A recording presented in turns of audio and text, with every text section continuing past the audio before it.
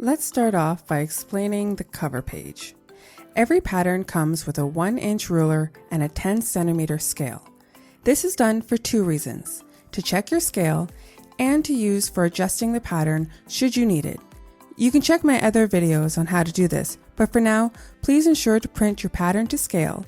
Do not enlarge, do not print a page, otherwise nothing will fit as it's supposed to. The layout shown on the cover page is your guide. Think of it like the cover of a puzzle box. It shows how all the pattern pieces lay together once you've assembled your pages. The pattern was laid out the way that it was to save as much paper consumption, so this is not necessarily how it will fit on your fabric. Speaking of fabric, you'll see the suggested yardage and fabric type noted on the cover page. If you get a narrower or wider fabric, you can adjust your consumption accordingly. And if you prefer different fiber types, like using a stretchy knit versus a heavy denim, you'll have to adjust your pattern according to how the fabric hangs and stretches. Depending on how your printer prints, you may have to rearrange the pattern so that the cover page is face up and on top. This helps with making the assembly a bit more organized. My printer prints first page first and all the subsequent pages on top, all face up. So I have to reorganize my pages so that the cover page is first on top, face up.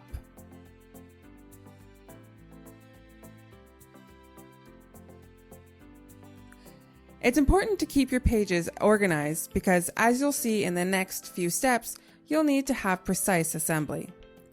Most printers don't print all the way to the edge of the page. There's usually a small border that has no print, so you'll have to cut off some of the margin. Speaking of scissors, I have more than one kind, and each one has a different job. First are my paper scissors, and they're just your garden variety kitchen scissors. Next are my fabric scissors. Mine are tailor shears, meaning they're steel from tip to handle, but it's not necessary to have these. Just be sure your scissors are sharp and that they're different from your paper scissors. Using the same scissors for paper and fabric usually results in damaged blades. Next are my large shears, which are mostly used for heavy fabrics or when I want to double or triple my pattern cutting.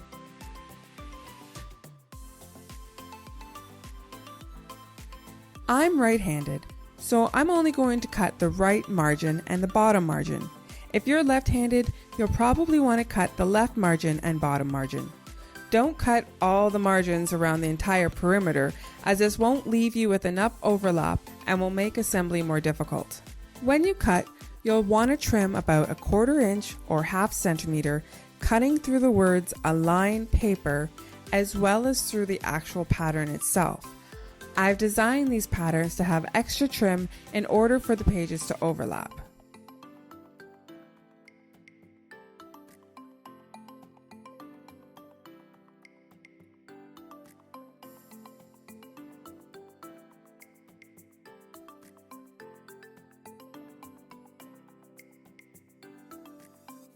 Once everything is trimmed, you'll want to initially lay out the pages in the order that it's shown on the cover page. That's usually left to right, but again, it all depends on how your printer prints.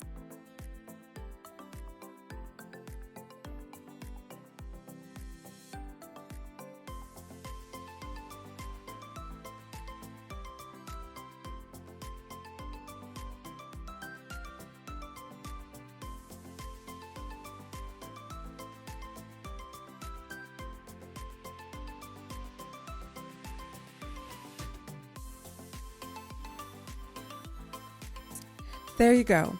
If it looks roughly like the cover page, then you're ready to start taping.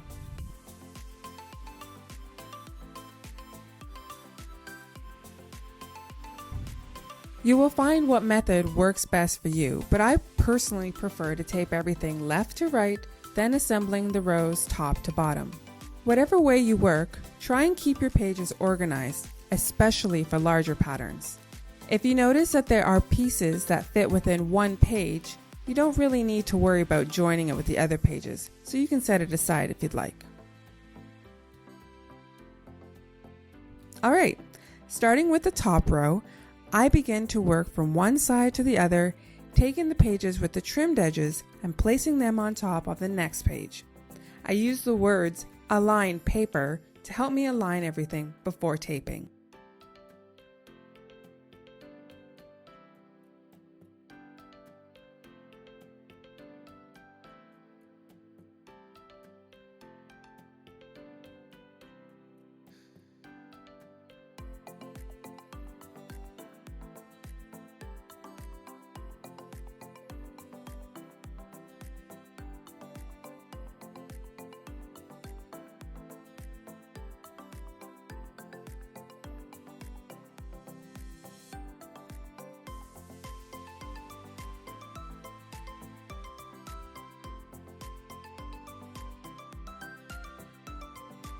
Continue this for all of the rows.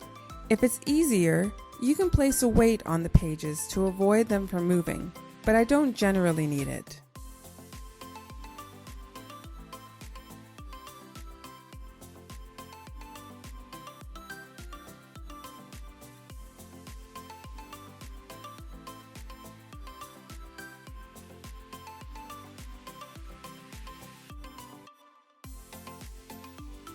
As you are taping, be sure to tape the seam allowance, as this is what matters the most.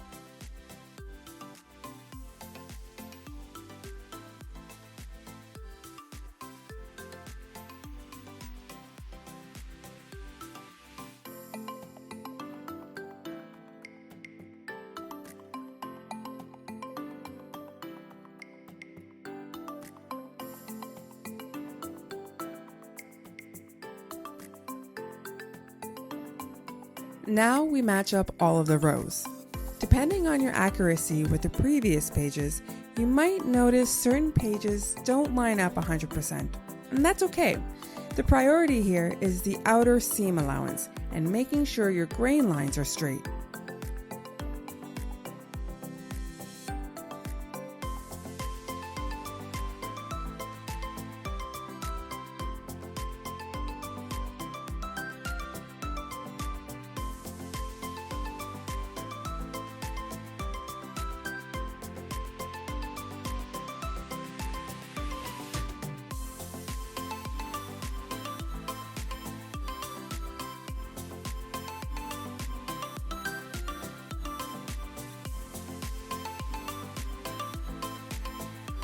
You can check this with a ruler.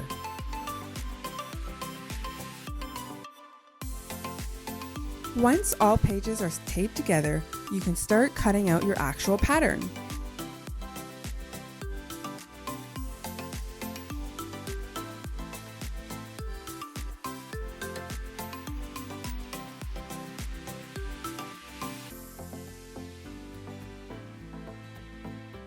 If you need to tape the underside, please feel free to do so.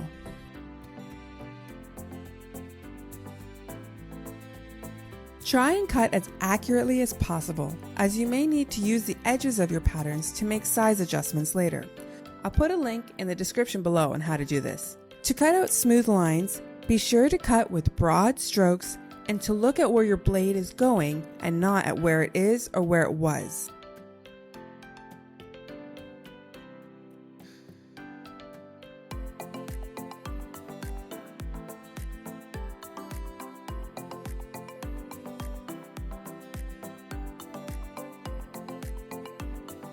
Once it is all cut out, double check against the cover page to make sure you have all items cut out. If all your pieces are accounted for, you're ready to start cutting fabric. Good luck!